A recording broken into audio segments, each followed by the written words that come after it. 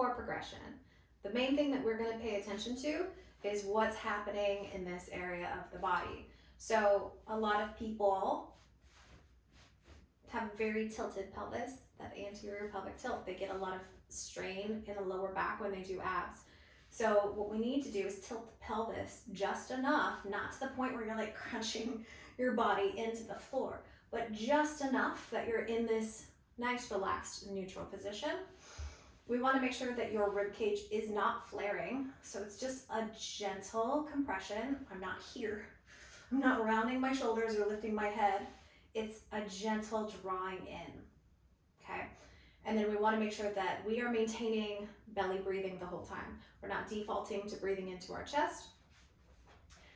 When you're going through these motions, if you lose your connection to your belly breathing, stop and reset. I want your core to be very connected and very stabilized through your breathing. So what we're going to do is we're going to start with the easiest possible version. So that's down and back up. Your job is to just feel that you are stable. It's not going to feel like your normal ab workout when you're doing this. Don't expect that. But what I want you to pay attention to is, what are your hips doing through this motion? So if you're here and your hips are tilting, make it easier, reset, find those deeper core muscles, draw in a little bit. You're not bracing and tense. You're just gently drawing in a little bit. We want to maintain that stability so that the hips remain level the whole time. Once this is easy, then you're going to go out and come back in.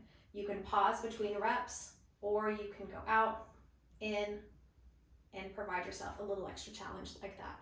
Once this is easy, again, you're testing your shoulders, you're making sure that they have no tension other than like these deep core muscles. Then you're going to go to leg up position and repeat that process. Once the bent knee version is easy, you're going to progress to a harder straight leg version. Again, rest as often as you need.